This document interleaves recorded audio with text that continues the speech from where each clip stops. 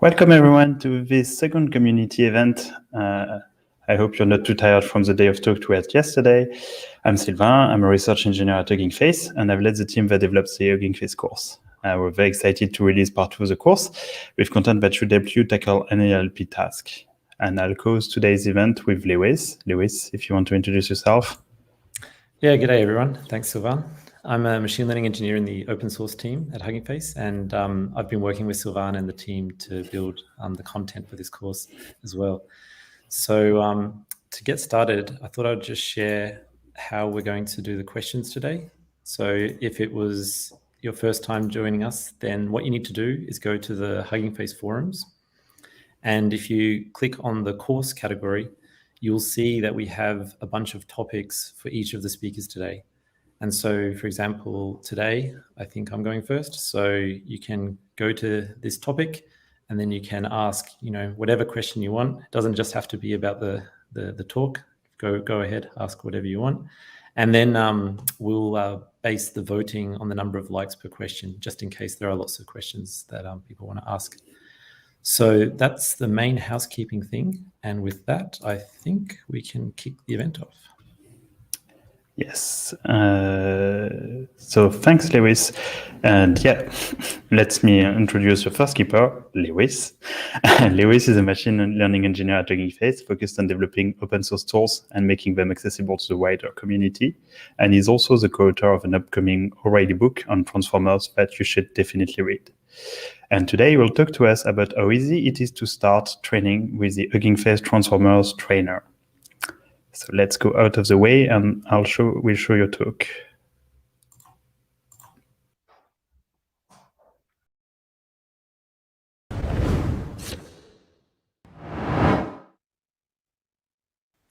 G'day, this is Lewis from Hugging Face, and today I'm going to be talking to you about the trainer in the Transformers library. Now, you probably encountered this object in part 1 of the course, but if it's the first time you've ever heard of the trainer, don't worry, I'll explain what it's all about.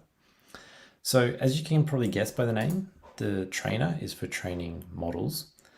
And what it does is it provides a high-level abstraction to simplify all of the kind of boilerplate code that you typically have to write when you make your own training loops in deep learning. So in addition to a model are datasets, you provide some hyperparameters, some metrics, and it takes all of this and then gives you some methods that let you train, evaluate, and make predictions using the same object. So there's a couple of times where maybe you don't want to use a trainer. The first one is that the trainer is based on PyTorch. So if you're not using PyTorch, you're going to need to check out, for example, Matt's video, where he shows you how to train transformers using Keras and TensorFlow. The other case is where sometimes your logic can be very specific, or you need some fine-grained control over the training loop. And in those cases, you should use the Accelerate library, which Sylvain is also talking about today. So you should check out his talk as well. Okay, with that, let's dive in and look at how the trainer works. So to get started, we need a dataset. And the dataset I've picked today is called the emotion dataset, which is a dataset of tweets which have been given or labeled with a different set of emotions, ranging from things like joy to anger or disgust. So we can pull this dataset from the hub using the load dataset function. And you can see here that we've got 3 splits, and we've got a fair amount of data to play with. We've got 16,000 examples to train on. So this is a pretty good sized dataset for fine tuning. Now, if we look inside the first element of the training set, you'll see that in the datasets library, every kind of row is represented as a dictionary by default. And the values, or let's say the columns of this dataset, are represented as the keys, and the values are the actual values of the rows. But a lot of the time when I'm doing this kind of initial exploration or trying to understand, can I visualize some aspects of the data, I usually prefer doing this in Pandas. It's a little bit more flexible for this kind of application. So the cool thing about the datasets library is it lets us switch easily between these different formats. And one way to do that is to just apply the toPandas function to the dataset, and voila, we now have data frame. In the data frame, we've got some tweets and we've got some labels, which are presumes, but it's not super obvious, what these numbers really mean. So a very quick way to figure out what's going on is to inspect the features of the dataset. So the features will tell us what data types are being used for each column in the dataset. So you can see here that the text column is basically a string, as we would expect. But the label column is something special called a class label data type. So this class label data type, it has some special features. It has some attributes. For example, we can see that already there are the names of the emotions here. But what I really want to know is what are the relationships between like numbers like 0, 3, and 2 and the actual names. And this class label data type has a function called int_string, which does that for us. So here it says the label ID 0 is corresponding to sadness. And so what I can do is I can create a mapping that just relates every single label ID to the corresponding label name. So here I've just created a dictionary using this int_string function. And now we know that, for example, 0 is sadness, 5 is surprise, and everything in between. And while we're at it, we can also go the other way around and provide the relationship of the name to the ID. And the reason I'm creating these mappings is because when we do text classification with transformers, it's really useful if we provide these mappings to the model so that then when we want to do inference, instead of just getting a prediction of a 0, a 3, or a 2, we actually get a prediction for the actual name of the emotion. So this is a really common thing that we're going to need to provide to the model, and it's always good to do it straight up. Now, the other thing I do in text classification problems is I just inspect the distribution of classes, like what are the frequencies. So in Pandas, you can do this with the value counts method. And what you can see is that the data set is very imbalanced. So for example, the label or the class 0, which is sadness, is represented roughly 30% through the data. The same is true for joy. So that's another third of the data has been labeled as joy. But then like the last one, which is surprise, has only been given the label, or there are only roughly 4% of the tweets are actually given the surprise label. So if we train a model just kind of naively on this distribution, one problem that can happen is that the model will just get very good at predicting these majority classes, but it will struggle a lot on these rare classes. And so if these classes are important for some application that you're building, you're going to have some sort of inferior performance on those. Now, there's a couple of techniques that people use to handle this. The first one is to kind of modify the data itself. So for example, we could upsample the rare classes by just duplicating the examples until we get kind of an even distribution. But the downside with that is that deep learning models like transformers are really good at memorizing or discovering patterns in the data. And so if we duplicate a lot of examples, then probably the model is going to kind of memorize those duplicates. And when it sees examples from that class in production, it's actually not going to generalize very well. So what we're going to do today is we're actually going to modify the loss function of the model during training. And this will allow us to then kind of introduce a bias directly at the level of the loss function, which indicates, these are the way that the classes are distributed. And hopefully this will encourage the model to pay more attention to these rare classes. But before we jump into that, let's just prepare our data set. And you probably remember that the first thing you need to do in most NLP problems is tokenize the data so that it gets into a format that's suitable for training. And the model I'm going to use today is called Mini-LM. Now, if you go to the model hub, there are thousands of models. Here you can see that there's roughly 32,000 models. This is not all the public models. It includes private ones as well. But in any case, you can see that BERT Bay is currently the most popular model on the hub. And that's maybe not so surprising because BERT was like the first transformer that really, took over NLP. But, the field moves fast and this model may be kind of outdated. And to kind of show you that, there's a really interesting paper called Mini-LM by Microsoft. And they showed that you can take a kind of BERT model and you can compress it into a smaller version called Mini-LM. And so here you can see that BERT has roughly 110 million parameters, and they were able to reduce this to 66 million parameters, so almost half the size. But the cool thing is that if you look at the performance, Mini-LM averaged over all these kind of core NLP benchmarks only really drops 1 percentage point compared to BERT, which is quite impressive. It's roughly twice as fast because it's twice as small, but it barely loses any performance.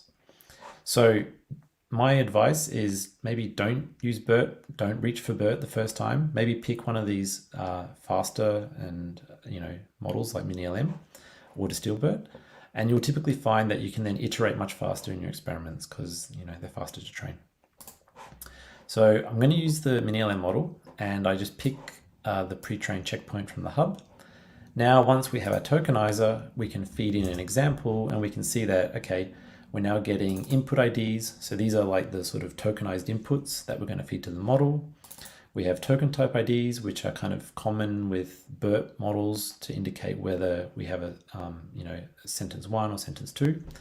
And then there's the attention mask, which is used to indicate, which tokens correspond to padding or not. But this is all covered in part 1 of the course, so go check that out if this is unfamiliar. But the thing that we want to do is we want to apply this tokenizer to all the examples in the dataset.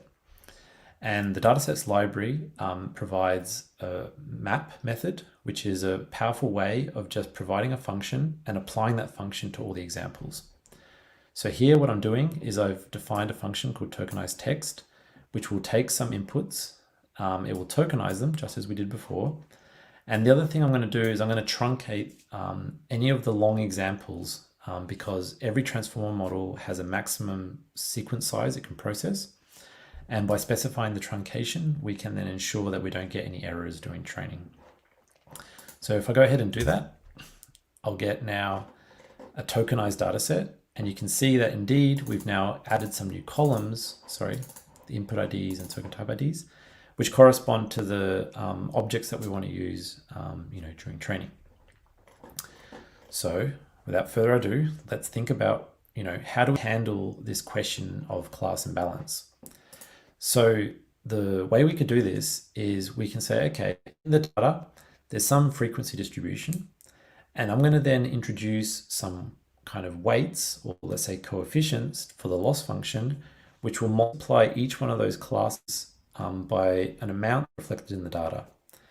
And if we demand that these coefficients range from 0 to 1, then intuitively we and a low weight to the common classes. So this way the model doesn't get kind of too biased. So what we'll do is we can use our value counts function from pandas. And so if from 1 normalize this by the number of samples, then this will provide us with this kind of coefficients which go from 0 to 1 just as we wanted. So if we do that, we can see that, okay, the first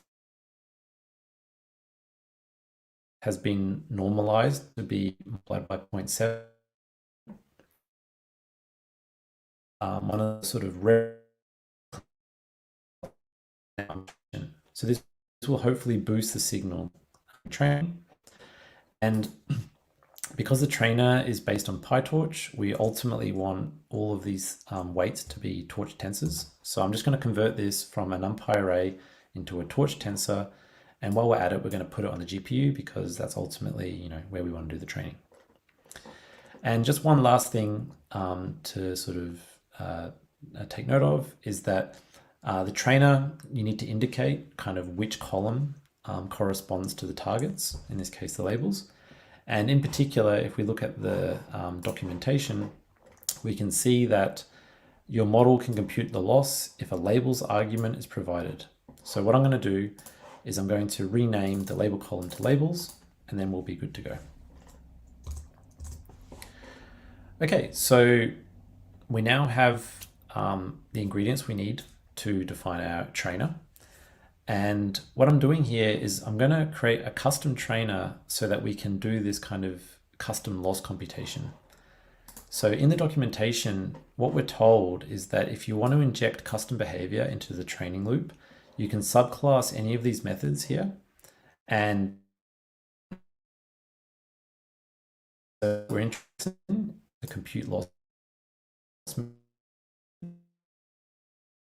And so what I'm doing here is I'm the weighted loss trainer. I'm subclassing the trainer, and I just need to then input my logic to compute this weighted loss. So we can do this is we can feed on these outputs, the logits, which is what we ultimately wanted to compare with the labels. We get the labels.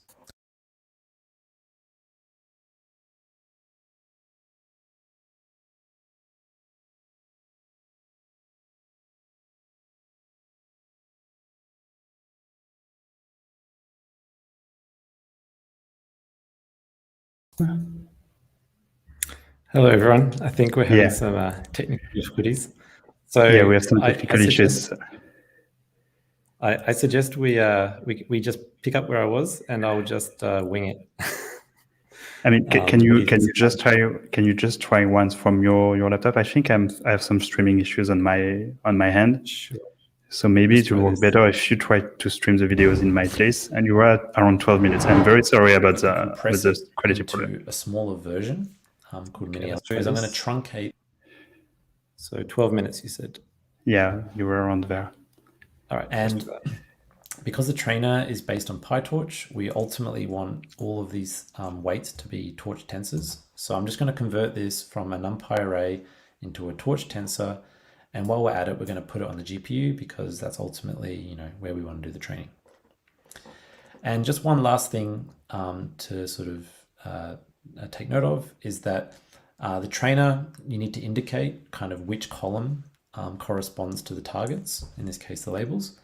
And in particular, if we look at the documentation, we can see that your model can compute the loss if a labels argument is provided. So what I'm going to do is I'm going to rename the label column to labels, and then we'll be good to go.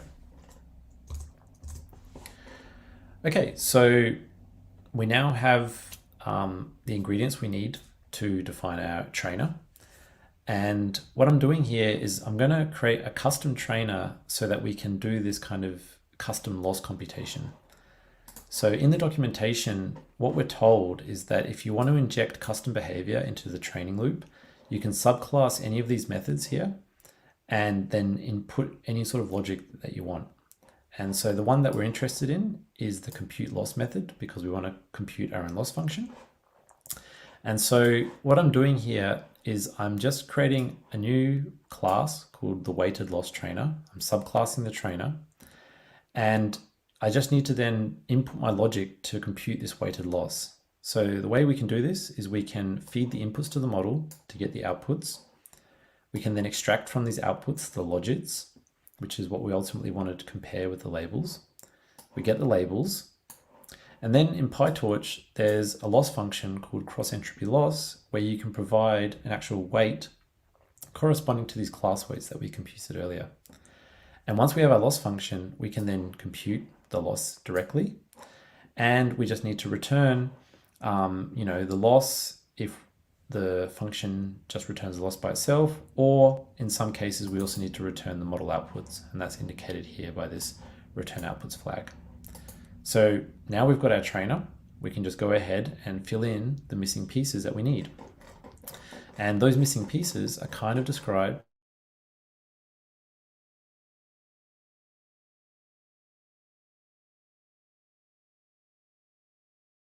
pieces.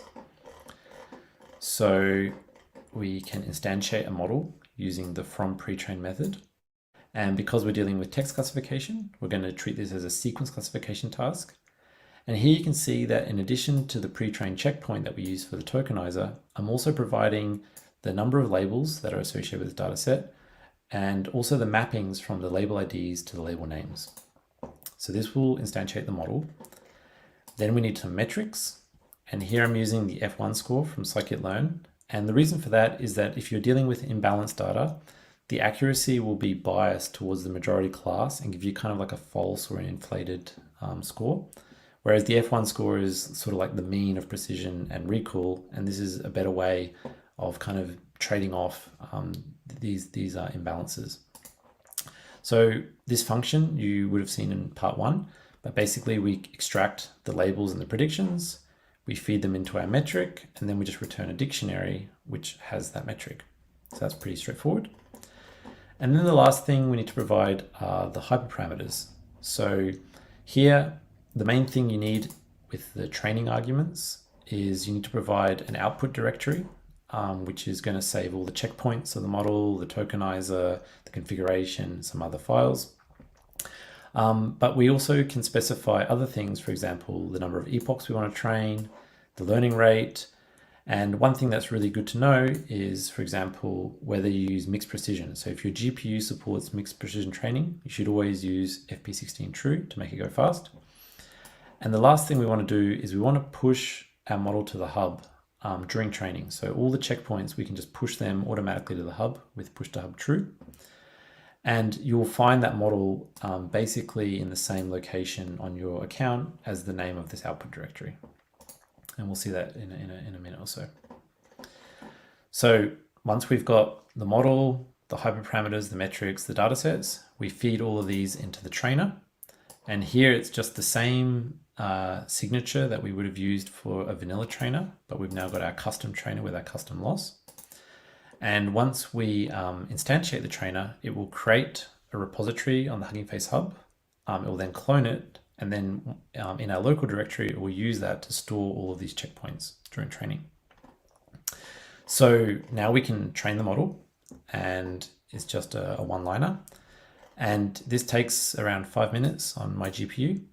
And you can see that during training, the loss has gone down, which is great, and the F1 score has gone up. So you can see that after 5 epochs, we now get around 92% F1 score, which is great. And we can then actually check out our model on the hub, and we can see that we've got like an inference widget, so we can, for example, inspect what are the outputs for some inputs. So here's some test which says I like you, I love you, and indeed we would expect this to be about love. That's what we see. And we also have some information about the training, which was stored in the trainer and then saved into the model card. So this is all really useful information. Now, at the end of training, you might want to use this model in your own application. And so for that, you should use the pipeline function. And so here we just provide to the pipeline function the checkpoint that we've created. We're doing text classification. And once you have that, you can provide some text and see what the outputs are yourself. So indeed, if I'm really excited about part 2 of the Hugging Face course, this should be joy. And that's basically it. We've created our own trainer, our own custom trainer by overriding some functions. And you should now have all the tools you need to work on your own projects. And I look forward to seeing you in the forums and on Discord.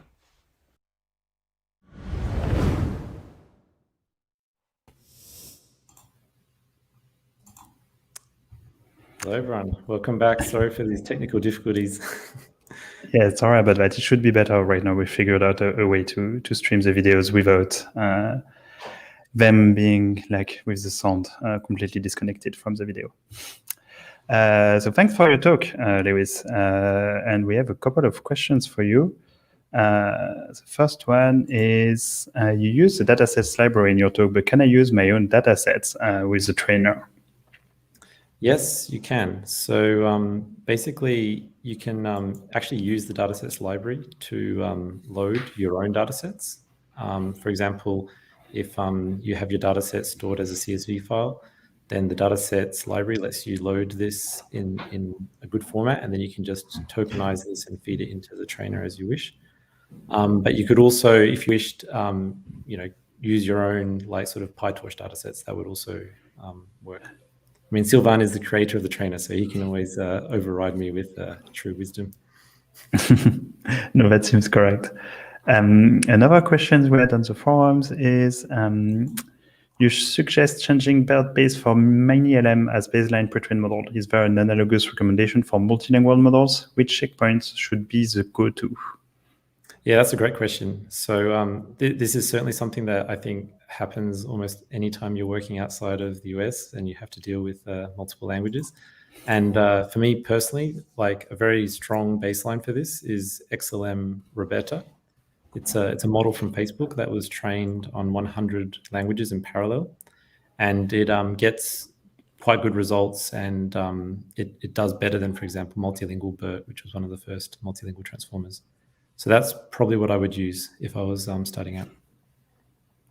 Thanks.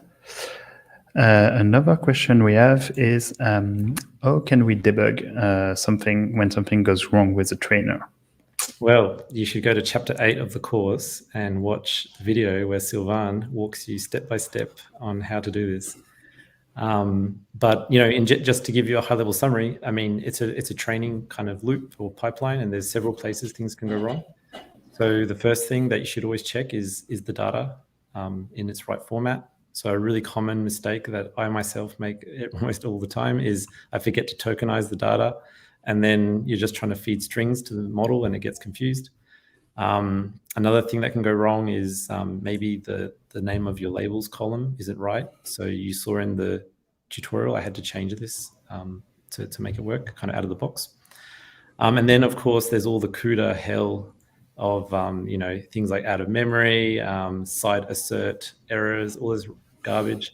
And the great tip from Sylvain is to put the model on the CPU, because then you'll actually get a traceback in Python that tells you where which line of code the error is actually coming from.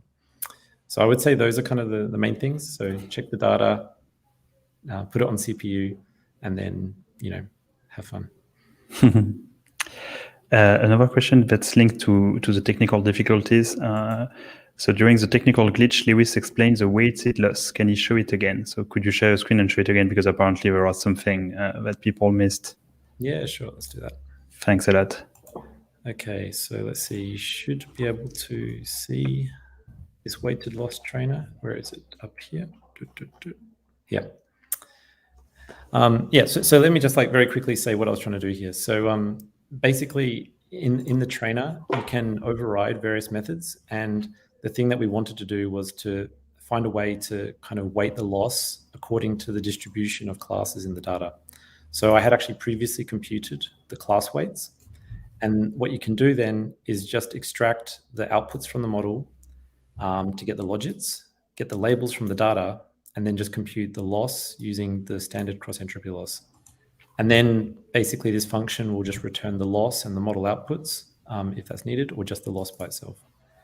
And this shows you kind of how simple it is to kind of customize the trainer to do the things that you really want it to do. If you've got like a sort of task or application that isn't supported out of the box. Does that answer the question, Sylvain? I think so. So we had some other questions coming on the forums while you were talking.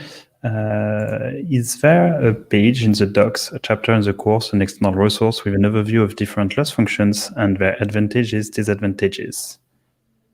That's a great question. As far as I know, we don't have something like that in the Transformers docs, but that would actually be a great community contribution. So if the person who asked that knows the answer or wants to learn, it would be really nice to have like a table in the docs which explains like which loss function is kind of optimal for which task. I would say that in general, like for most applications, fiddling with the loss function is kind of the latter thing that you want to focus on. It's much more effective to switch the architecture, for example, or just improve the data set if you're really trying to squeeze performance out of the task. But that'd be a really nice community contribution. And one last question is, does the way the initialized model was made, as in made using TensorFlow or PyTorch, affect its performance or cause any issue? Yeah, that's a really deep question, because we actually know that like the way that we initialize neural networks has a long history of people finding like different ways to initialize it and get suddenly state of the art. I would say that in the case of transformers, because we're kind of building a head that is randomly initialized on top of a pre-trained body, most of the time this isn't a concern. You can just train it and you'll get some kind of fluctuation with each training run, but generally speaking, you'll see pretty stable results.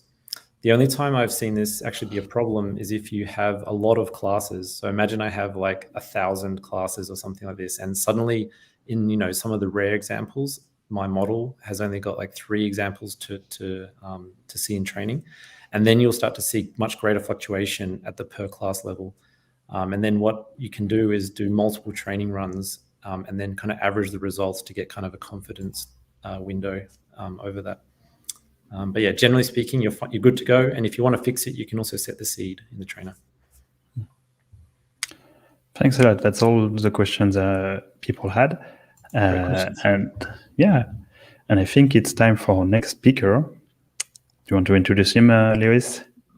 Sure. So our next speaker is the famous Lysandre Debut. Lysandre is a machine learning engineer. Yeah. Am I jumping ahead? Yeah, you think you jumped ahead a little bit too much. Sorry. Okay, so our next speaker is my nemesis, Matt.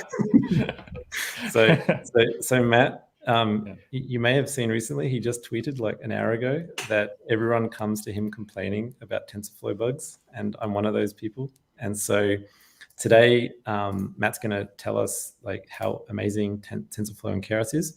But what he actually does at Hugging Face is also maintains the TensorFlow side of the Transformers library. And he's a great speaker and has a lot of great humor. So I'm looking forward to plenty of jokes. No promises. All right, so let me get the stream. Yeah, we'll disappear from the stream and... Okay, so this, fingers crossed, is working. G'day, this is Lewis.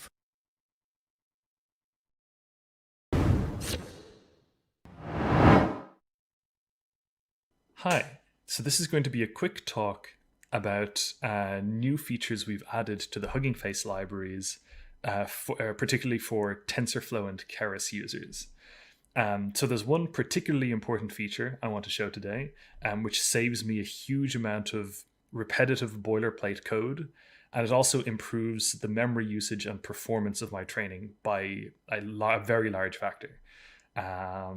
So to start, I'm just going to set up a standard sort of training run, and then we'll see how we can use this method to save us a lot of effort and to improve our performance significantly. So we're just going to start. I'm going to start by loading a data set. So we need the load dataset function from the datasets library. And the data set I'm going to use is the COLA dataset from the blue benchmark. Oh, sorry, load dataset. Okay, so if we look at this dataset, it's very straightforward. There's only 3 columns: the sentence, so the text, the input for each sample, the label, which is just 0 or 1. So this is just a simple binary classification task. The model is predicting whether a sentence is valid English or not. And then the third column is just the unique index for each sample. So this is pretty much as straightforward as NLP tasks get. But even here, this method is going to be really useful. So what do we do when we have our data? First thing we do in almost all NLP tasks is we tokenize it. So we're going to import our tokenizer. And today feels like a Distilbert kind of day. So we'll use our model as Distilbert. So tokenizer equals auto tokenizer.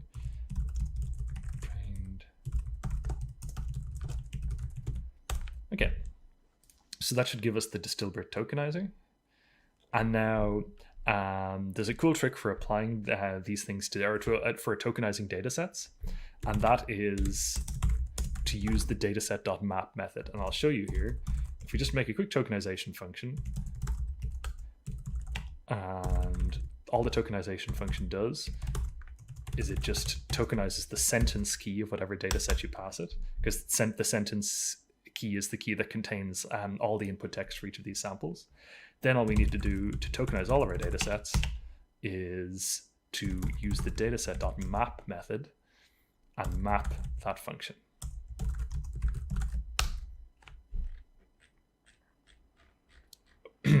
Sorry, tokenizer. And here we go. And now we should have our data sets. So a cool thing here is that when you use map, if your function returns a dictionary, all of the keys of that dictionary are going to be added to the data set as columns. So the tokenizer returns a dictionary with input IDs and with attention mask keys. And both of those are now in the data set as columns. And that means that all of our data is sort of kept together. We can pick out any single sample and see both its original text and its input IDs and its attention mask and so on. So it's really handy for kind of organizing your data this way. But that feature's been around for a while. There's something new I want to show you, and that is the 2TF dataset method. So why do we need this method? So to see why, let's look at the input IDs. So I'm just going to pick out the training data set, and I'm going to pick out the input IDs here. I'll just put that in a variable called tokens. So the input IDs are the tokens that come out of the tokenizer. And if we look at tokens, we see it's just a list of lists. So each sample has been turned into a list of integers like this. And now if we just check the lengths, so I'm just going to say len sample for sample in token. So that's going to give us the length of every single sample. We see here the lengths, and they vary. So there's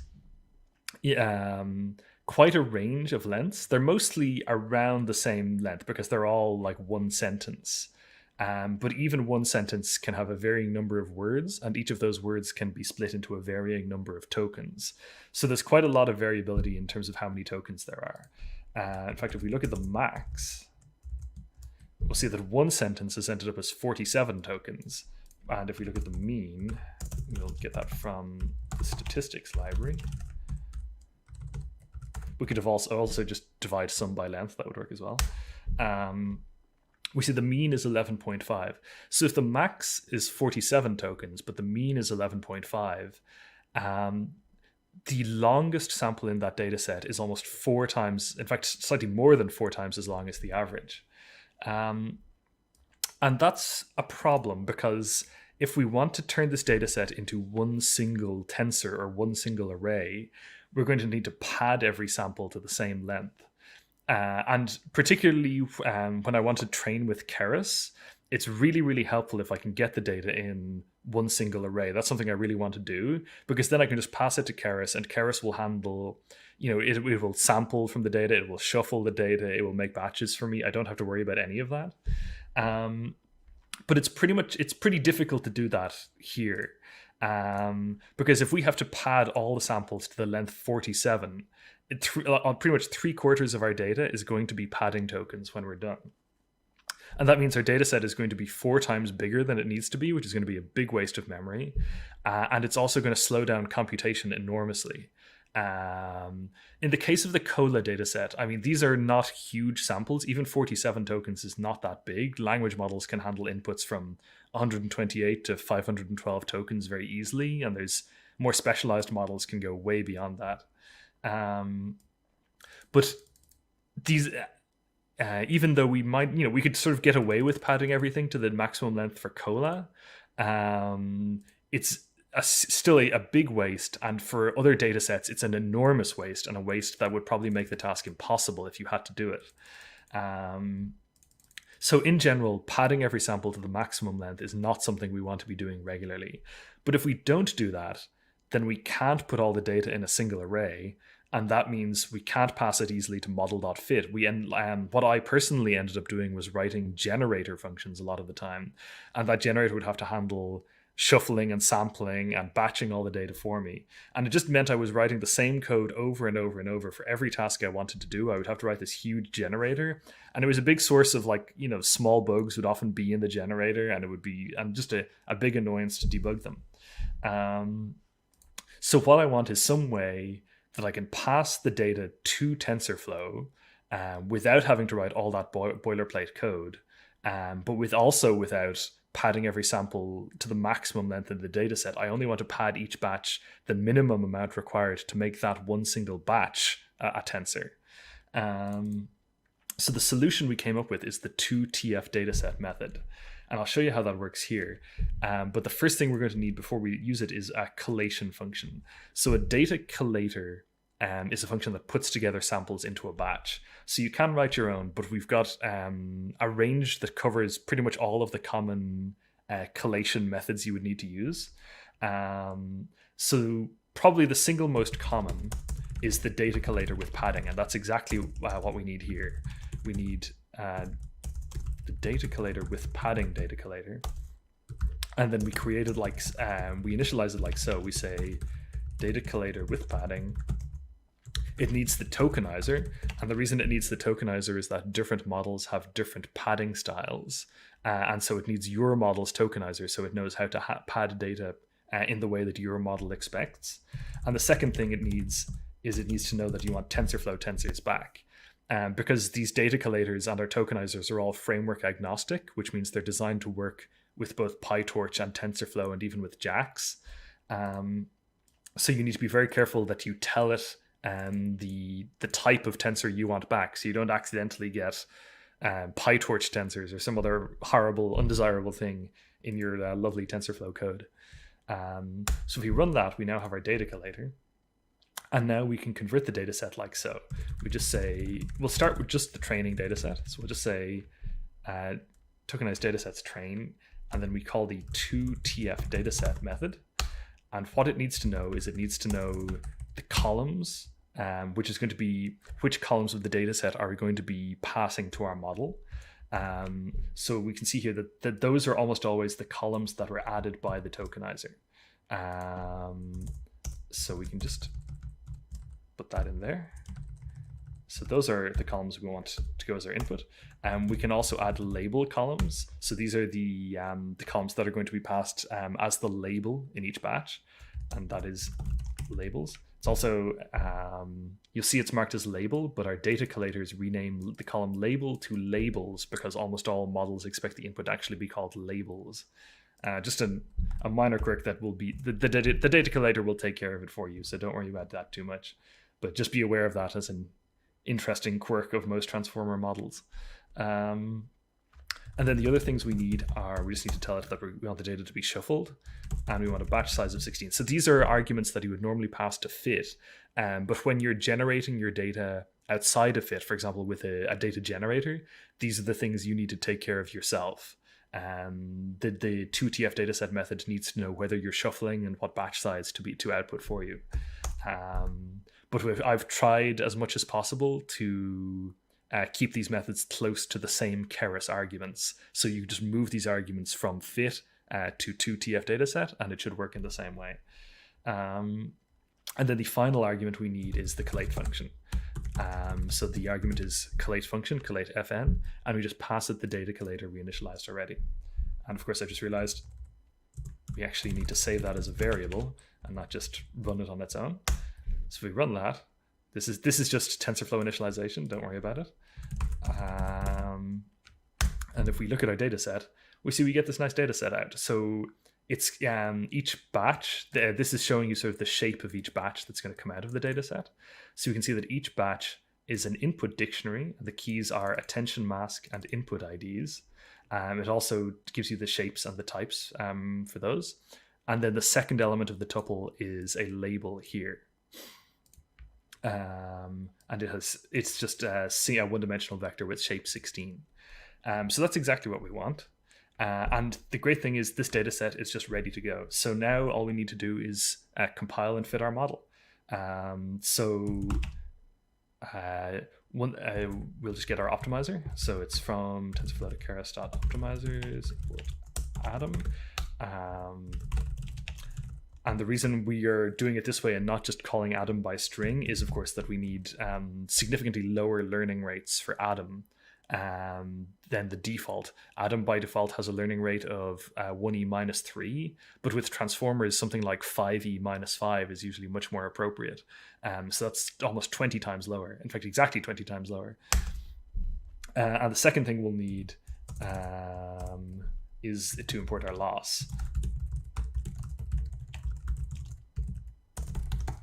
And our loss, of course, is sparse categorical cross entropy, because we're doing a classification task. And again, this is something you can call by string. When you're calling model.compile, you can just pass these as strings. But it's not advisable to do that with the sparse categorical cross entropy loss. And the reason for that is that all Hugging Face models output logits, not probabilities. So logits are the values before you apply a softmax to them. So a softmax turns raw logits into your output probabilities. And so you should be aware that the sparse categorical cross entropy loss in Keras expects probabilities by default. And if you want to pass it logits, you need to make sure to tell it that that's indeed what you're passing it. So that means you need to import the loss and then set that argument correctly. But now we have both of those. We can import our model, and we can, so this is going to be a 4 sequence classification model, because this is a sequence classification task. And our model is going to be, I'm just going to initialize it with a standard from pre-trained method. And we're using, we're going to make sure that, of course, we use the same model here that we tokenized our data with up here. So at this point, everything's been initialized. It's just telling us that some layers were newly initialized because it added a classifier layer, and that we're going to need to train this model before it can actually classify anything. And that's, of course, exactly what we expect. So now we can simply compile the model. We have our loss. We have our optimizer. So that all works. And now the beauty is we can just pass this straight, our train data set that we made with the 2tf dataset method, we can pass it straight to model.fit. Give it a second to compile and put everything together. And there's our model. So this is a very quick script. There's a very quick script. There's very little, I might have said a very quick crypt there by accident. I don't think we're burying anything. But the key thing to take away is just that there's very little code here, but this setup will give you minimal memory usage and maximum performance, because the data is only being padded just in time. So each batch is coming out and it's being padded at the very last moment and only to the minimum size needed for that batch. And that means that we're not wasting any padding tokens. Whereas if we padded the whole data set, we would have a huge amount of padding tokens and everything would just be much slower and we'd be bloating our memory usage massively. And without the 2tf dataset method, we would need to write a generator and collator ourselves to do all of this. And it would be a huge amount of boilerplate code that would be a source of bugs and just a big waste of time. So with this method, which I recommend using in essentially every Keras training setup you're doing, whenever you're using Transformers models and Hugging Face datasets, you just call this one method and you get a dataset that's just ready to go straight in model.fit. And so you get clean results, top performance, and a minimal of wasted effort and boilerplate code. So that's the method I wanted to show you today, and I hope you find it useful. So thank you very much.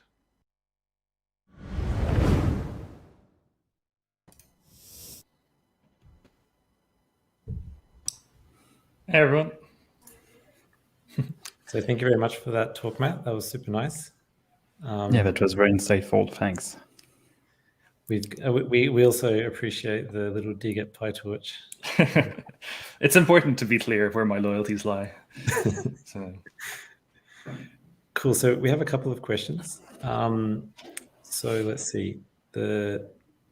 Here's a kind of great question, I think, about the way data collators work. So I'm just going to put it up on the screen. So the question is, does it make sense to sort the data by length so we get less padding per batch?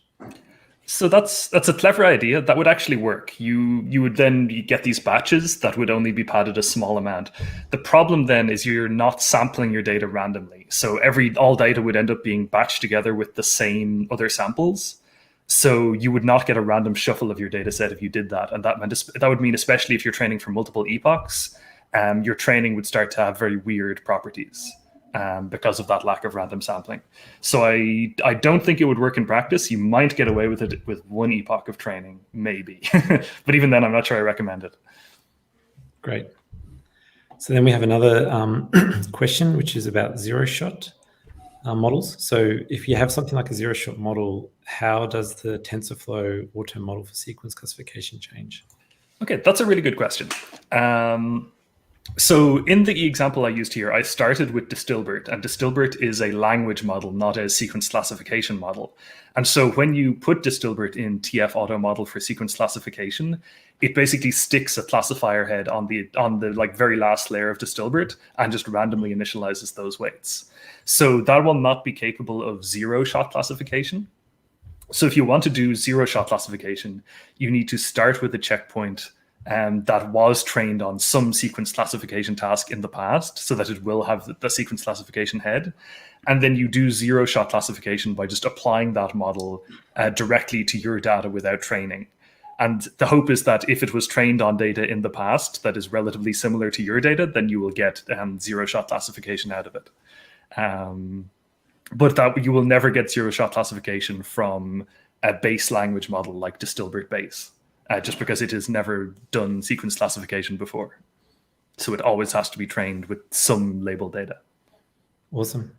Yeah, I think what you can also do is use like natural language inference as the task, which is kind of like an elaborate classification task. If I remember correctly, that's actually how the zero-shot pipeline is based on. So you could do that in TensorFlow pretty easily. Oh, yeah. If you can reframe the question as a natural language question, then get completion out of that, that would also work. Okay, so we have another question, which is maybe coming also back from my talk. So imagine I have like an imbalanced data set. Do I need to worry about preserving the imbalance, like the class distribution per batch, or is this not a problem? It's a good question. So I don't think it's necessary to perfectly balance per batch. Lewis, I don't like. Would you agree or disagree with that? I agree. I might oversample over the whole data set. I might oversample the rarer classes. I don't think I would care that much about balancing every single batch. Exactly, and each batch is only maybe 16 to 30 examples on a single GPU, right? So I think this problem is going to kind of wash out in the average. Remember that we trained plenty of classification model in ImageNet, which has like 1,000 labels, and its batch size is not 1,000. So But it can be very helpful to oversample the rare classes, even if you don't put them in every single batch, to still sample them more often than they would randomly appear. That is definitely a method people use, and that works well. Cool, and maybe I can ask you a question. No, it's going to be fine. So I think one of the really exciting features in the TensorFlow API that you've been developing has been this kind of conversion of data sets into TensorFlow data sets. At least myself, this was always a pain point in like bridging the gap from, the Hugging Face ecosystem to the Keras one. And so I was just kind of curious, like what's on the, say, roadmap for TensorFlow in Transformers? Oh God, there's a lot of things. There's a huge Notion document of things you want to add. Things that are big on the roadmap is we want to get a lot of vision transformers working well in TensorFlow. So we've added some recently, and we're planning to add several more. There's been some great contributions from people in the community. So transformers are not just natural language processing objects. That's kind of where they started and they see the most use. But they're getting extremely good results for vision tasks as well. And so we want to make a push because like a lot of vision people who are working in computer vision use TensorFlow and Keras. We want to like make the ecosystem kind of available for them as well. Other than that, there's a huge list of fixes, particularly involving like big performance boosts. For example, generating text with TensorFlow language models We're going to make that a compilable TensorFlow function, which is going to give it a huge performance boost, and hopefully even beat PyTorch, which is kind of my secret internal goal whenever I start doing these things. I want that to end up faster, be like XLA compilable, and it's going to really upset everyone else at the company. We have another question coming from the forum. I understand that padding enables patching data points together, but too many padding tokens makes the computation very slow. What is the attention mask for? I haven't fully understood the purpose of padding and attention masks and the impact on speed.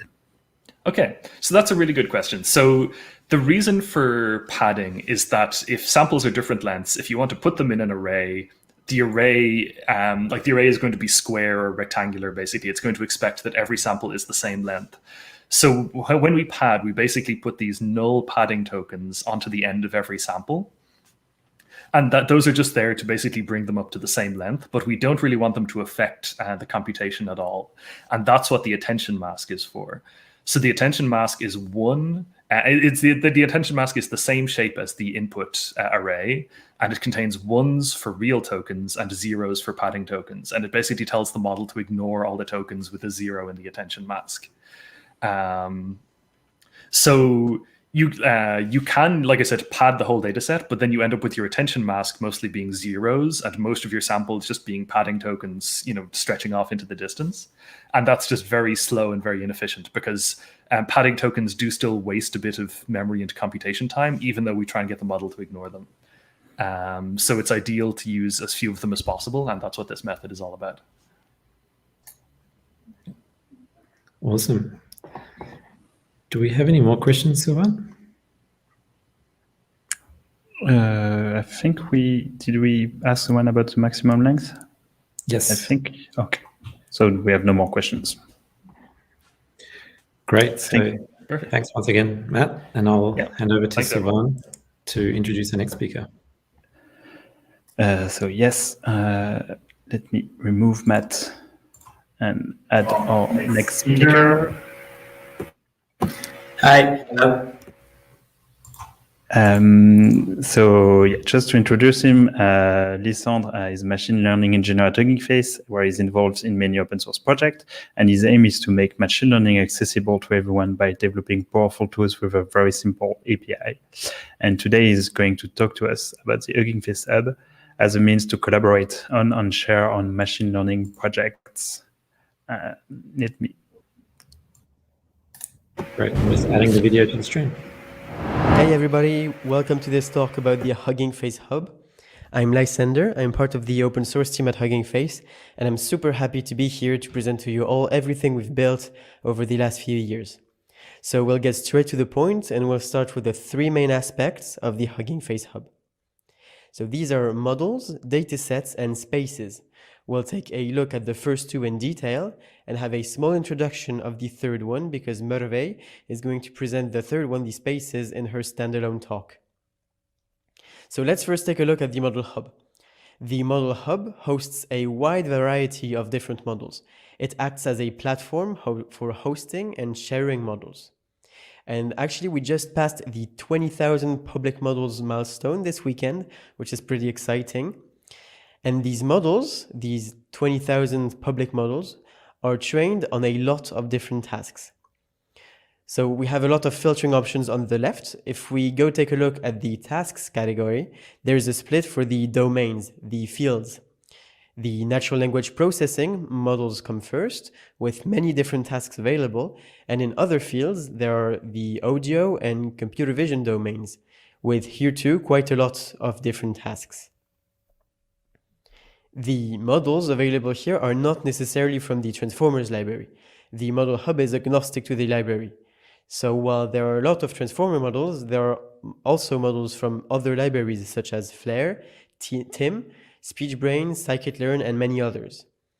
Any model can be uploaded, so even models that are in pure PyTorch or pure TensorFlow or any other frameworks can be uploaded here and offered to the community. Other filtering options include datasets to filter out models trained on specific datasets, languages, which is particularly important for NLP tasks. While there are a lot of English-based models, we're very proud to also host thousands of models in other languages. It's also possible to filter out by license so that you make sure to only see the models which will fit to what you're working on. And finally, the last filter helps filter out models compatible with some of the training or inference tools we have at Hugging Face, such as AutoNLP or Infinity. So let's check out what a model looks like on the front end, on the web interface. When clicking on a model, you're redirected to the model card of the model. On the right, you'll see the API widget with which you can play to get a feel of the model. On the left, you'll see the model card I just mentioned, which can be seen as the documentation of the model. This should contain the model's description alongside any elements that would help understanding what the model was trained for and how it should be used. This should contain code samples for usability, mentions of the datasets on which the model was trained, the hyperparameter during training used, and it should highlight areas where the model should perform well, as well as areas where it wouldn't perform as well. We strongly recommend mentioning the potential issues with the model, for example, regarding potential biases and limitations. All right, so now that we've taken a look at the Model Hub, and before we understand how to contribute a model to the Model Hub, we're going to take a look at the Datasets Hub. Similarly to the Model Hub, on the left you'll see a few categories to filter out datasets. There's the very general task categories first, which you can complete using the most specific tasks filtering option.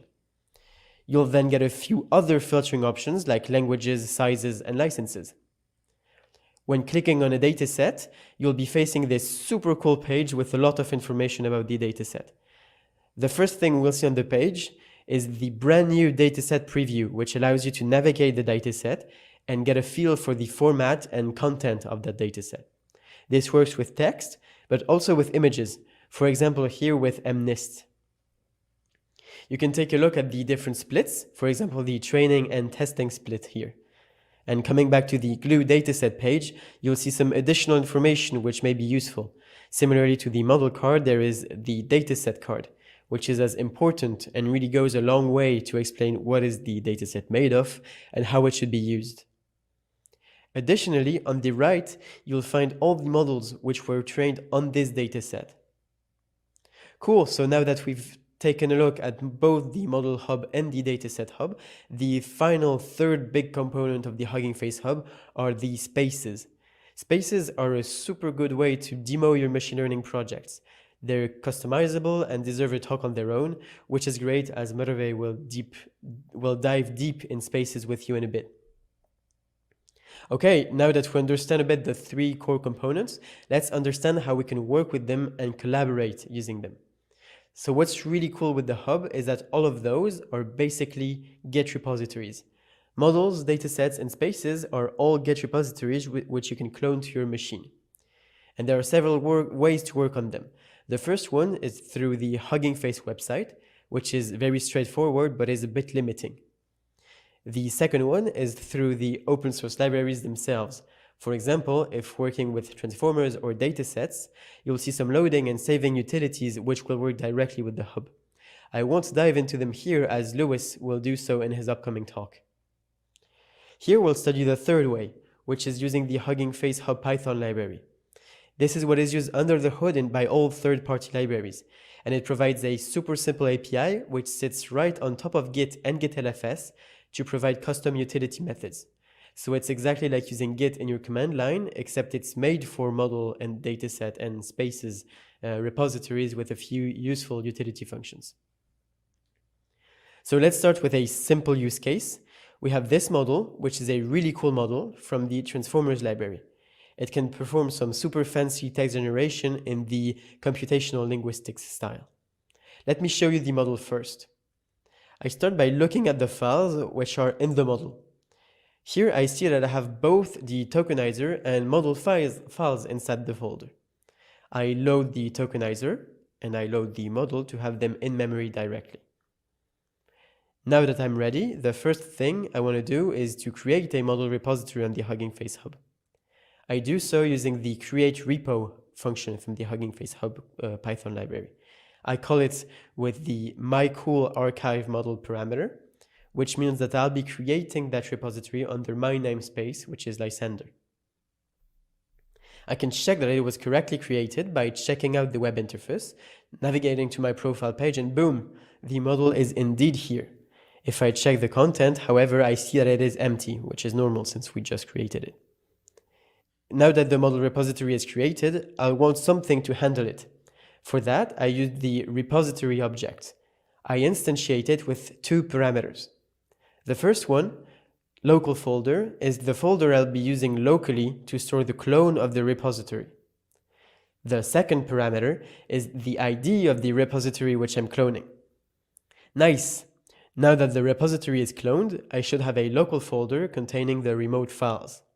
If I list the content, I see that I only have the Git files, but nothing else. That's normal since we just created the repository as we have just seen on the web interface. We'll now save the model and tokenizer in the local folder to have the files directly inside it. We could also have just moved the files in it from the previous folder that we had, but it wouldn't have made for such a cool demo. Right, so if we list the files in the folder again, great, we have all the files that we have just saved. We're ready for the push.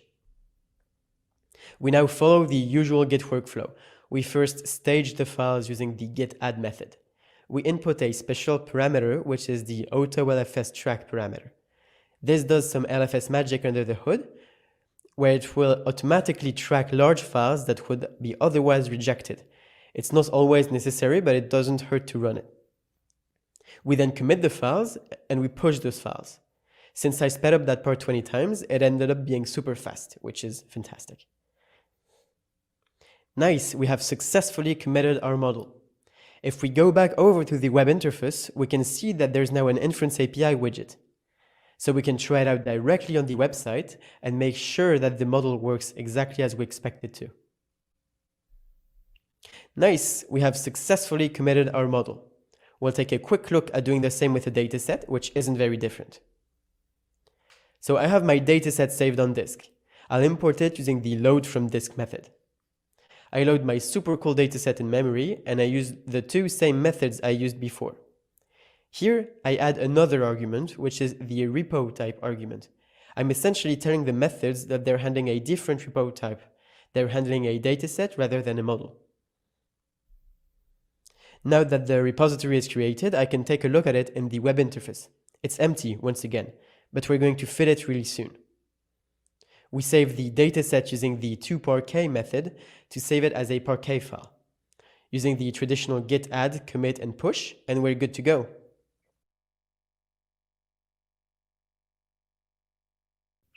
Okay, that's it for the model and dataset hub and how to use them. We'll explore further ways to handle your models, datasets, and spaces in the other talks by my team members, and in the course, of course. Thank you for listening to the talk, and I'm really looking forward to seeing all of your cool projects you're going to do during this week. And I really look forward to working with you all.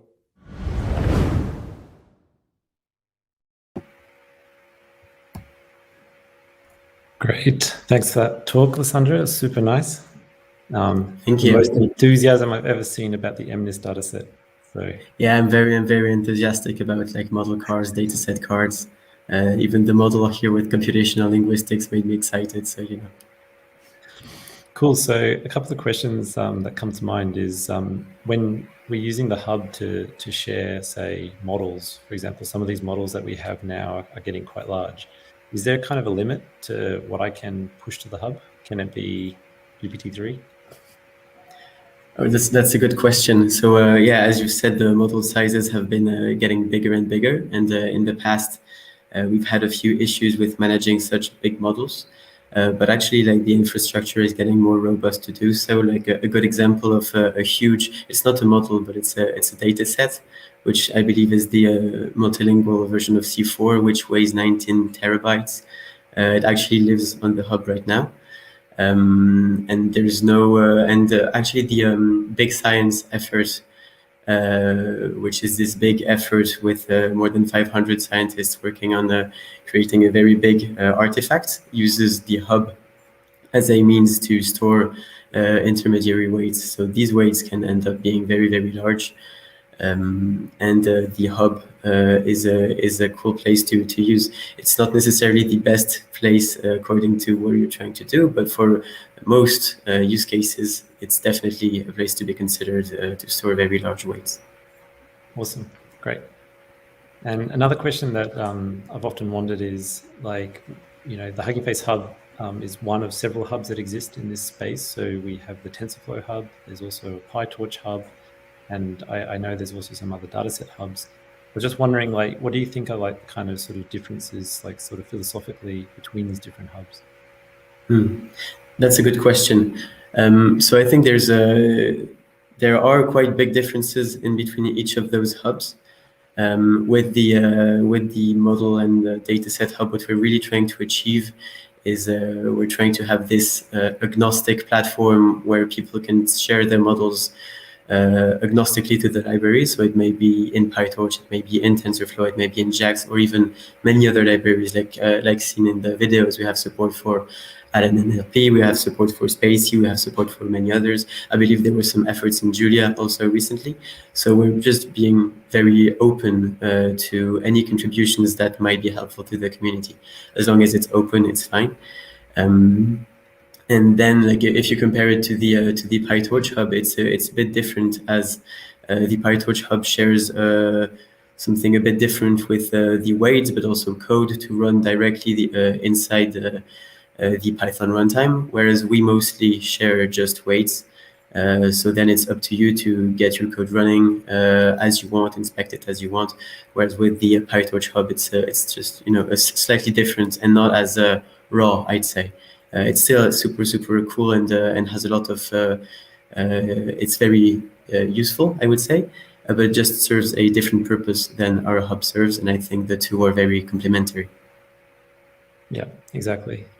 And I think that's the key thing, that like it's not necessarily a question of either or. It kind of really depends on your use case, and also maybe if you're, for example, using the TensorFlow hub, you get some extra features like TensorFlow Extended, and if that's what you're working in, it makes sense to use the best tools for that.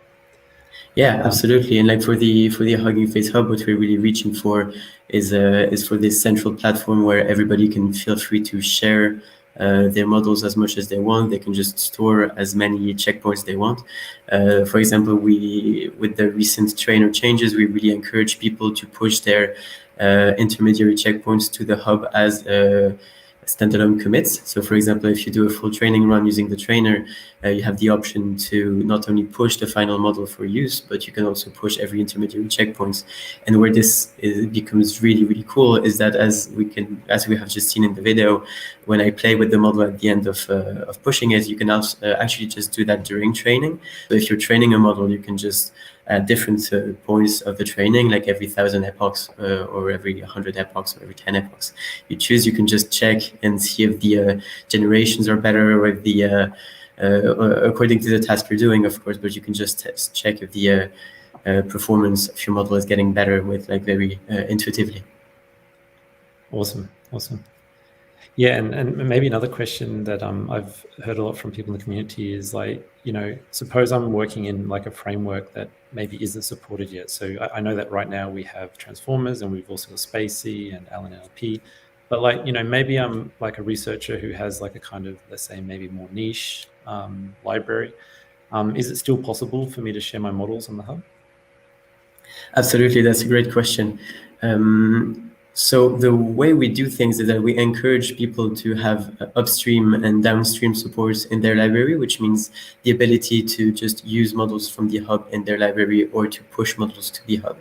But if you're having a very niche library, which doesn't necessarily have a lot of users or doesn't necessarily have all these serialization mechanisms, maybe you're not too interested in that and you just want something that works for yourself. And so with the Hugging Face Hub Python library, we offer this kind of front end to the hub, which isn't this web UI, but it's a Python library which you can use for like to download models, to cache them in your to cache them locally to prevent like re-downloading a lot of identical files, and also some upstream management tools to manage your repositories on the hub, to manage your files that are getting uploaded. So either of these two options should work. according to what you're really trying to achieve, if it's making it easier for your users or if it's just for yourself to upload models to your repository. Awesome. So we've also just had a question that's come in from the thread. So this is a really important question, which is, some data sets have some licensing issues, or maybe they're just copyright material. Is it okay to still share these on the hub? Right, so that's a good question. Usually, it's best to think of those as a case-per-case basis according to the license. So when datasets are shared with a very permissive license, then they can of course be shared. It's important to always keep a link to the license of the dataset under which it was shared. So there's some utilities on the hub to actively show which license is the dataset under. For some more complex licenses, for example, some datasets require specific licenses where you would have to share your name, your email to have access to the dataset. And here it's a bit different, where when sharing the dataset, you should try as much as possible try to respect the license, as otherwise it's just not legally shareable. Cool. And maybe a more personal question. So, right now we have quite a few different positions available in the open source team, and maybe it'd be cool to sort of tell people a little bit about what is it like being like a day in the life in the open source team at Hugging Face, and maybe for yourself, you lead the team. So what does that also involve? Yeah, thank you for asking. I think that's an interesting question that we get a lot. Something I like to say is that even though we're very, very open with like hiring a lot of people, we're really looking for generally the same skills that any machine learning engineer would have. So basically, when you think of a machine learning engineer or data engineer, it's basically the same skills, but the job is actually very different. Because when working at Hugging Face, you're not going, you can, but most of the time you're not going to spend time working on a model or on a data set and trying to have the best performance, try to have the best accuracy, try to do your own training pipeline. What you're actually going to do is instead work on providing the tools to do that better. So you need to have the skills because you need to understand all of that activity, all of that work. But at the end of the day, what you're really going to build is a tool to make it easier for people like you to just do that. And so this also comes with a few skills which maybe are not too traditional for machine learning engineers. This comes with communication skills, because you need to manage this open source community. You need to be very open to disagreements because, of course, there's always going to be some in open source repositories. And you need to just basically be very open for collaboration. At Hugging Face, we really strive for collaboration as our main ethics, where we think the more people we have collaborating on a project, the better and the more inclusive the resulting projects may be. So right now we've just passed the 1,000 contributors on the Transformers library, which is super exciting milestone. And I think we're really going to strive for making it as accessible as possible for people to contribute to the library, not only use the libraries. Awesome. Thanks a lot for all that information. And I was just going to maybe a follow-up thing would be like, if I'm interested in one of the roles in the open source team, probably the thing that like really helps if you want to sort of stand out from the pack is to have some open source experience yourself. And a great way to start is actually just to start looking at the issues on, say, the Hugging Face libraries. You can check out the Datasets, Transformers, Hugging Face Hub library. And this is often a great way of kind of developing a kind of, unusual relationship with the maintainers. I find this was, I think in my case personally, my very first contribution was to the Datasets library. And this was where I interacted with Quentin and some others. And I don't know, it's a nice way of getting a feeling of like what it would be like also to maybe work here. And so my suggestion would be if you have the time to take a look at that. Yeah, exactly. And it's also a bit peculiar. I don't think everybody likes the community aspect of it. To interact with community contributors, to review PRs, to look at issues, to solve tickets. I don't think that's something for everybody. So it's a very, very good way to just check and see if open source is something that is interesting to you. Definitely. Cool. So then one last question, which is similar to Matt's. Also, you're heavily involved in the Transformers library. What is on the horizon? We've now got vision, we've got audio and NLP. What's next? And that's a great question. We're really going to push forward with the multi-field aspect of the Transformers library. So up to now, we've been mostly focusing on NLP, but as you've said, now we're also quite active in the speech and vision fields. We're going to push those aspects further. We're actively working on improving our speech models right now with some language models capabilities. Same for vision, where we're really going to have we're really striving for Transformers to be a very, very useful tool in the entire computer vision stack. On top of that, there are also other cool things that are coming up. For example, Sylvain has been working on a super cool aspect of the hub integration, where right now you can just push models and tokenizers to the hub. What Sylvain has been working on is the ability to push model code, tokenizer code directly to the hub. So for example, if you have your standard BERT model, let's say you're just changing a tiny thing in the way the attention is computed. It can be a bit of a hassle to just open a PR to the Hugging Face library, because you need all those tests to work, you need all this documentation to work. And maybe what you're trying to solve is maybe you're not actually trying to get it contributed, you're just trying things out, but you still want other people to use it. So the best way to do that right now is just to fork the repo, push your changes, and then ask that people to use that fork instead. But with Sylvain's work, you can actually just push the updated model files, the updated tokenizer files to the hub, and then as soon as anybody wants to use them, they can just say, okay, I trust the files in that repository, let me just use them, and it will use these files alongside the model weights. Awesome. So that means I can do from pre-trained and it just works. Yeah, basically, you will still need to specify that you're okay with loading remote code from that repository, because otherwise it's a big security risk. But as long as you say that, that's perfect. Awesome. Great. So I think we're now ready for our next speaker. Is that right, Sylvain? Oh, wait, one last question. So can we use Git tags in the hub for model versioning?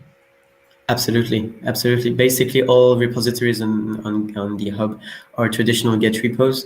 So anything that works with Git repos will work on the hub. Awesome. Sylvain, should we introduce the next speaker, or should we keep asking Lysandre and have a chat? I have a long list of questions. Okay. So another question that maybe it would be interesting to hear about is if I want to, let's say, collaborate with someone on a project. So this is going to happen in the next couple of days for people who are building their own NLP projects. What would be the kind of best place to start? Sure. So to collaborate on a new project, you'll need to go on the forum. Let me just finish what I was replying on the other topic, and then I'll share my screen. It's going to come in 1 minute.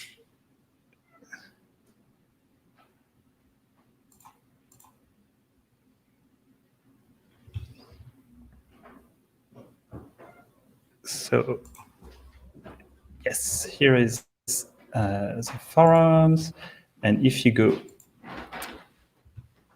directly on them, you should land on a page that looks like this, and you should go on the course category, and more specifically under the course project subcategory, and there you will see that there are lots of topics, one per project basically. So you can either browse the existing topics to join a project that sounds exciting, or you can create your own project by creating a new topic there and have people join your project. So for instance, let me pick one that was community contributed recently, a project to create a new zero-shot model with NLI data. So you should make sure to add the description, any pre-trained model you could use, any data sets you could use for fine-tuning, the challenges you envision in this project, and the desired project outcome, which is a space on the Hugging Face Co website. So we'll have a presentation of Spaces a little bit later today that will tell you all about it. And so once you've done all that, if you are joining a new project or creating one, you should create a Discord channel on our Discord server, and then you can live chat with your team coworkers on your project directly for that. One very important post is the one that will be pinned for you the first time you get to that category, which has all the rules displayed. The main thing is to benefit from the free compute from AWS SageMaker is that you have to fill out the form that is linked there, where you will actually give your email address to Amazon SageMaker so that they can email you a link to the account, the free account you'll be using for the event. So those accounts will be available starting tomorrow and until Friday for 3 days. And that's pretty much it. I think we're ready for our next speaker, Lewis. What do you think? Great. Yeah, sounds great. So let me add this. Hey, Lucile. Hello. So Hi. do we have some background noise? Yeah, you seem to have some background noise on your side, Lucile. Okay. Is that better? Great. Yep. Tiny bit better. It's still a little bit there. So if you can amplify what you were doing a little bit more, I don't know. What about now? We can hear a lot of the background noise on your side. But in any case, maybe what we can do is I'll introduce you. We can watch the video, and then we can, think about solving this in the Q&A or before. Yeah. So for everyone, this is Lucile Saulnier. I hope I pronounced your name right.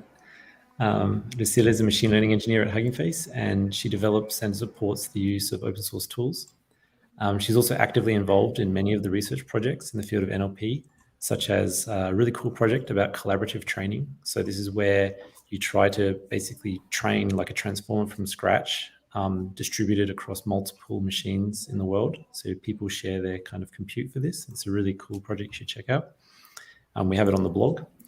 And she's also heavily involved in the Big Science Project, which you may have heard about. This is a 1-year kind of research endeavor to try and train a very large language model that is kind of like GPT-3, but hopefully with a lot more insight into how this model works.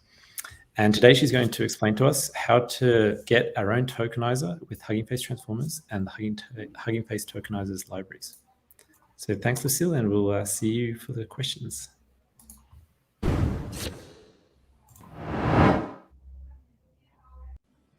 Hello everyone. I'm really happy to be with you today for the launch of part 2 of our course. What I wanted to propose to you today is to see how you can get your own tokenizer with the Transformers on Tokenizers Hugging Face libraries. What I'm going to say next will be mostly for the purpose of training a language model, but be aware that you can absolutely meet tokenizers in other contexts.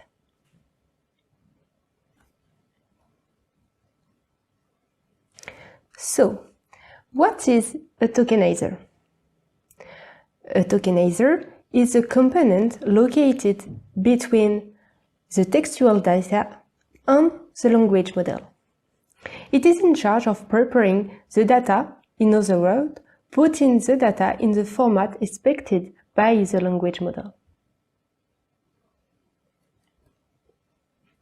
More specifically, a tokenizer is responsible for dividing a text into a sequence of smaller units called tokens. The big point is that this tokenizer is coupled with a vocabulary that maps each token with a unique number. In this way, the tokenizer transforms a raw text into a sequence of numbers. We do that because a language model is a function that can only take numbers as input.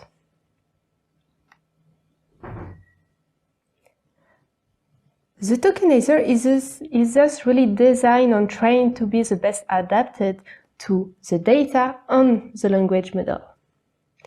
And this applies to all the sub-operations included in the tokenizer, from normalization to post-processing. So when you want to train a language model, you will ask yourself the question, what should I do with the tokenizer? The first possibility is that there is already a trained tokenizer that fits your needs very well, and in this case, the question is quickly solved. On the other hand, if you do not find such a tokenizer, you can perhaps find a tokenizer whose design is appropriate to you, but that you will need to adapt to your data. In other words, only to retrain it. Or you perhaps want to completely design your own tokenizer on training in your data. This is the third case, showed here. The good news is that the Hugging Face libraries have put everything in place so that you can do everything, whether you are in the first case, the second case, or the third case. The course that was just released has a very detailed chapter on tokenizers and will allow you to really understand everything about tokenizer and how to get your own tokenizer. So I thought it might be interesting to show you another resource that shows you on a simple example how you could do if you are in the case 2 or 3 just discussed before. This should give you a little bit of an appetizer before you start the course. So I'm going to leave this presentation and move on to the notebook.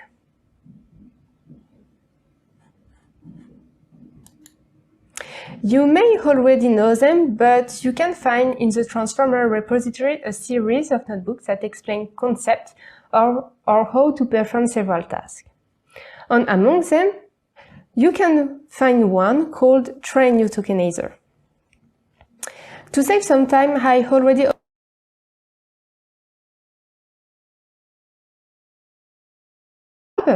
or download it to run it locally.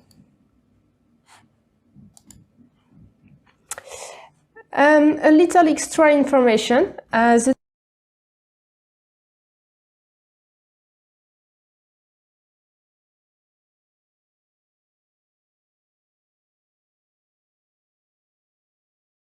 interesting to do it locally. So here you will need to have installed the dataset on Transformers packages with one extra dependency, which is sentence piece. So you can see here that I have everything installed before.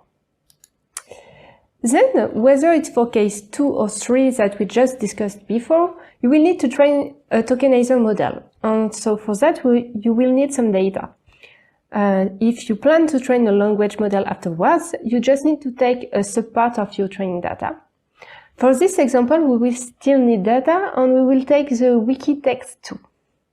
We can load it directly with the dataset library, which allows us to consult it very easily. We can see it's composed of 36,000 text. We can also look at the first example, or even the first 5. What we need next is an iterator on our data. So we are going to do that right now. You can see with this cell that the simple way to do it, but it's not very suitable because it loads everything in memory. So it's better to use the batch iterator method defined just below.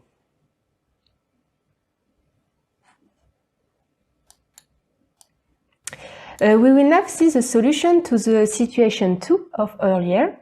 That is to say that you have found a fast tokenizer whose design suits you, but not its training. In this notebook, we will say that the design that suits us is the one of GPT-2. So we load this tokenizer, and we check that it's really a fast tokenizer. And then we just have to use the train new from iterator method to train it again on our data.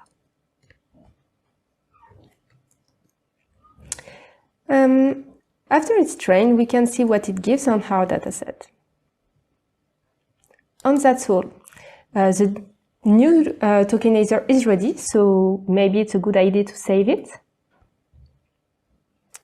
And we can even send it directly to the hub to get it from everywhere and share it with other people.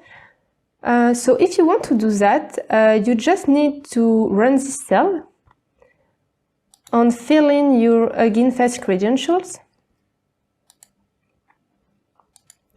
Okay, and you will also need to have Git large file storage installed. So if you don't, you can do it by uncommenting this line. And there you go. You can load it on the hub. After that, very easily, you can check with this line if you can retrieve it. So here it's the case. And that's all. The case 2 is finished. So now we can see how we can do when we really want to make a complete tokenizer from scratch. And for that, we will use the Tokenizers library. For this example, we will remake the tokenizer of BERT, but you can really imagine everything. So to start, we'll initialize a tokenizer with a model of our choice. BERT uses WordPiece, so we will use WordPiece here too. If you remember my little diagram at the beginning of this talk, there are also other operations that we can define in our tokenizer. The first one is a normalization. So we can use directly the BERT normalizer, or we could redefine the sequence of normalizer. It's the same. Well, it's almost the same. You can check at the course to understand what could be missing here. Then we can define the pre-tokenization operation. We can take the opportunity to see the result on an example. So here you can see that the words have been separated from each other. And now that we have defined all the operations upstream of the model, we can train the model. So to train WordPiece, there are two arguments that are particularly important. There is the special tokens and the vocab size. In the special tokens, we have to list all the special tokens that we want to add to our vocabulary. The vocab size will define the final size of the vocabulary that we want at the end of the training. So we launch the training. Once it's finished, we can define the operations that follow the model. So the next operation is the post-processing. To define our post-processing, we need to know the ID of two special tokens that we want to add to our sequences. So indeed, BERT need to add the class token at the beginning of each example, and the separation token between two sentences, and at the end of each example. So once we have retrieved them, we can add them in our template processor.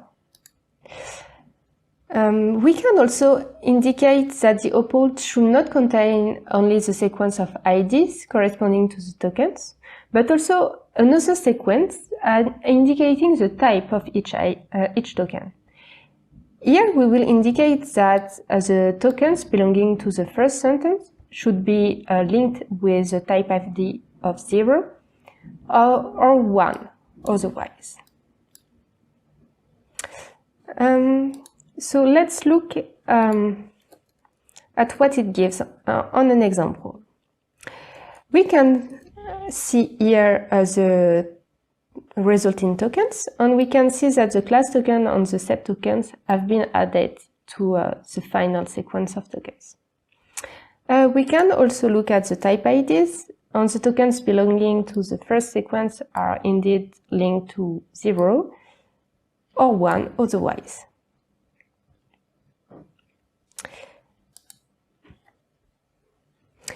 Finally, to finish our design, we have to tell the decoders that we have used a word piece model and that we should gather the token starting with 2 hashtags with the previous token.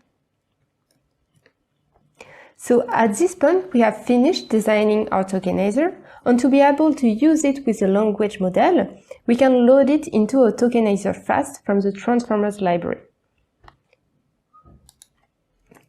And that's it. It's finished. You have a tokenizer which is ready to be used. So after that, you can see that the notebook shows another example, even another one. So don't hesitate to test it yourself. Of course, in this talk, I did not have the time to deal with everything, but I could simply give you an overview of what you can do with Transformers and Tokenizers libraries. As said at the beginning of this talk, the part 2 of the course has a whole chapter dedicated to the tokenizer, and I really hope that you could find a lot of useful information there in order to get really your own tokenizer. I suggest that we use the remaining time for any question you might have.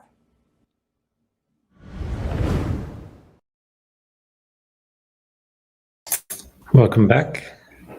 And thank you very much for that really nice talk, Lucile. It's very informative, and it's cool to see the kind of inner workings of a tokenizer. So we have a couple of questions. I think you kind of mentioned this a bit in the talk, but it'd be nice to just maybe expand a bit on it. So the first question is, when should I train a tokenizer from scratch? And why can't I just always use one from the Hugging Face Hub? So you will have more information in the course about this question in particular, but the tokenizer is really something that needs to be adapted both to your data and your model. So you can't use, for example, a tokenizer which is not formatted for your model, and you will see that some tokenizer had additional special tokens. So, for example, so you have to be careful about what is added with the tokenizer. But you also need to be adapted to the data. For example, you can try different tokenizer on your data. And if you saw that the splitting is really weird, the text is split on really a lot of tokens, it might not be really fitted to your data. Yes, I think the best test to do is to test an English tokenizer. There is a lot of English tokenizer on the app, and test it on a really different language, like for example Hindi, and you will see that it's not the best fit you can find. And maybe just to ask then a follow-up question is, you said, okay, suppose I have a tokenizer that is not really well adapted to my data set, then it will typically chop it up into many subtokens. Why should I worry about this? What's the kind of problem with that? The first one is you can see with a lot of language model, you have a sequence of a limited length. So for example, BERT, it's 512, and the most you can find is 248. And so if you take too much tokens to say not much, you will at the end not have a lot of context to give to your models. And it's really something which is great with the transformer models. It's really to use them as much as context as we can in our intention layer. So that's why it can be problematic. Awesome. And I think another thing that I've experienced is that if you have very long sequences, then you actually also get penalized because attention is usually, a kind of slow computation. So you kind of get two problems. You get one is you don't get enough information, and two, your training is slower. This actually raises another question, which is this was for me actually kind of surprising the first time I learned about tokenization. So people say, you train the tokenizer with BERT, and I think this is quite a different beast. So maybe you'd like to tell us a little bit about what that means. Yes, that's a very, very relevant question. And yes, we are talking about training a tokenizer, but we don't train the tokenizer in the same way we train models. A tokenizer is it's more like a statistical learning, but we need to do some computation over a training data set in order to extract some data that the tokenizer need to use to tokenize a new sentence. So for most of the tokenizer, a tokenizer need to learn a vocabulary, which is the list of tokens that he knows. Awesome, thanks. That's really informative. We have a question now from Alexia. I'll just put it up here. And they ask, how would you use special tokens to introduce more complicated structures of the data entries? For example, if every entry is a dialogue, then each utterance is often separated by an end of sequence token. What do you I'm not sure to get exactly where the question is. Is it really a technical question? Yeah, my understanding of the question is like, we know that we have these special tokens in all these tokenizers. Like, for example, in BERT, there's the CLS token or the SEP token.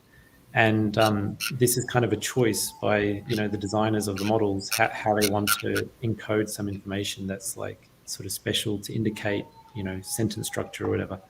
So the question is, like, if you're doing something like biology or law or something, could special tokens help in that context?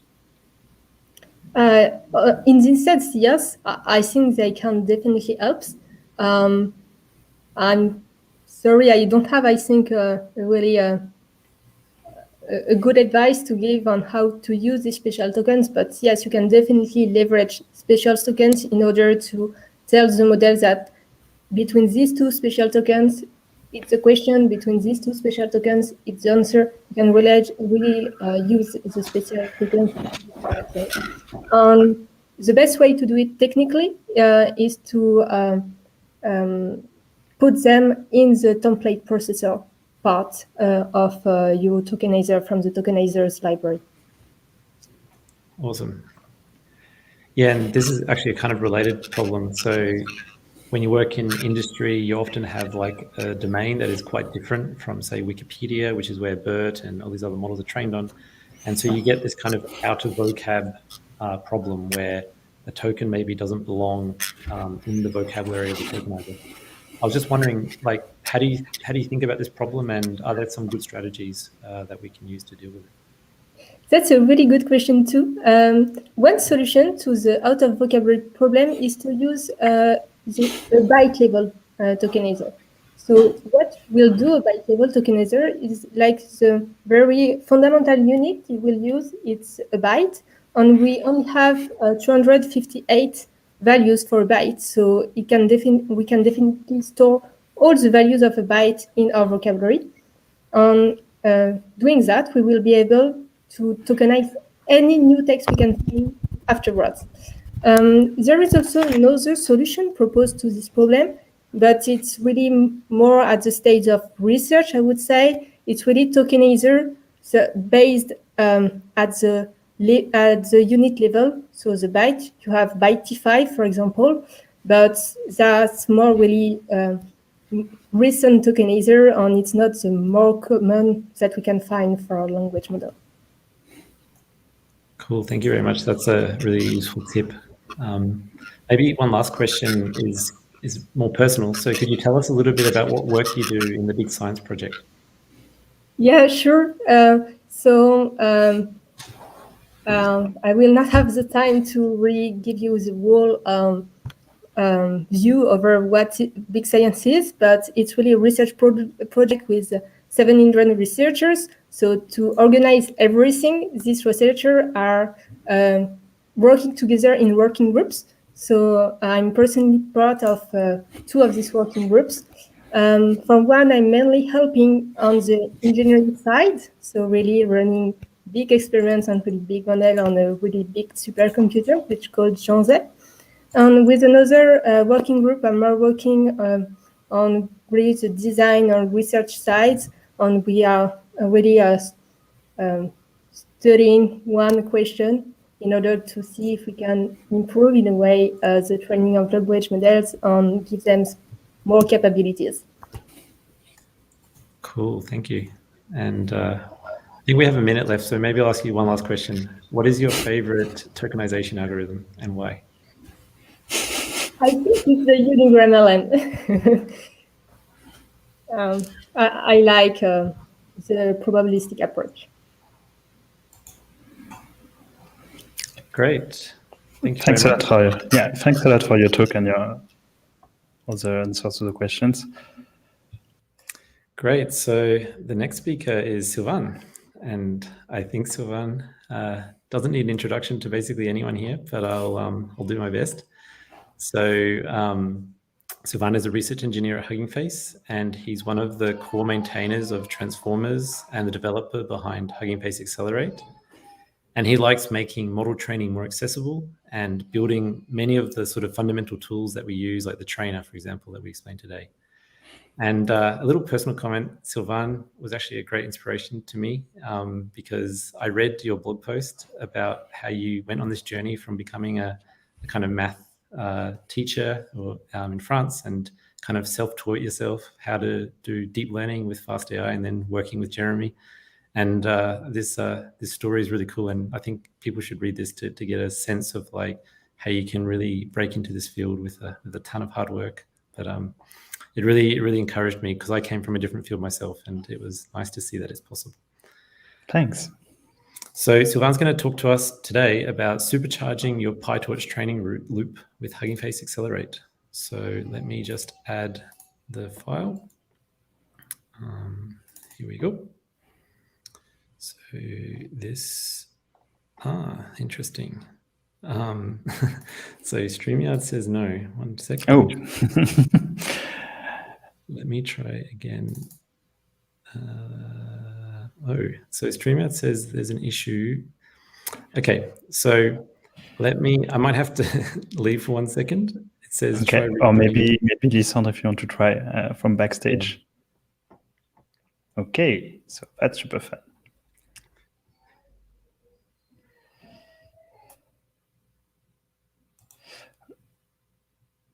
I can try on my side otherwise.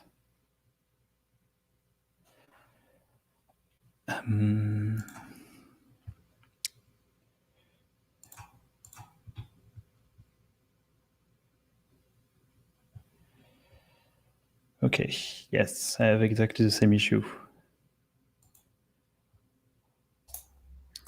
Okay, so it might be a StreamYard problem. Let's see. Maybe I will leave and come back. And let's see if turning it on and off again makes it work. Thanks. And sorry about the technical issues today. I guess we should have tested for 2 hours instead of just for 5 or 10 minutes.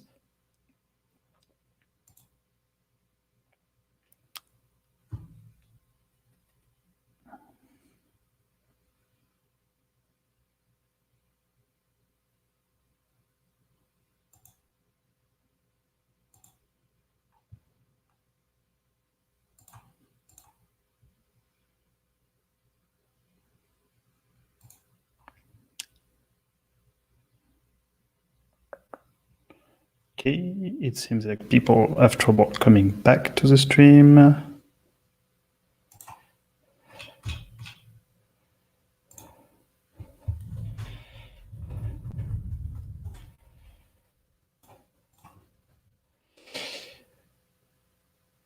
Okay, we might have to just shut down the stream and create a new one. Sorry about that. Let me end the broadcast and we'll share the new link from the forums and from Twitter and from pretty much everywhere. There seems to be, this stream seems to be corrupted and they're not able to join back. So see you in a minute. I can't even end the stream, so that's super fun.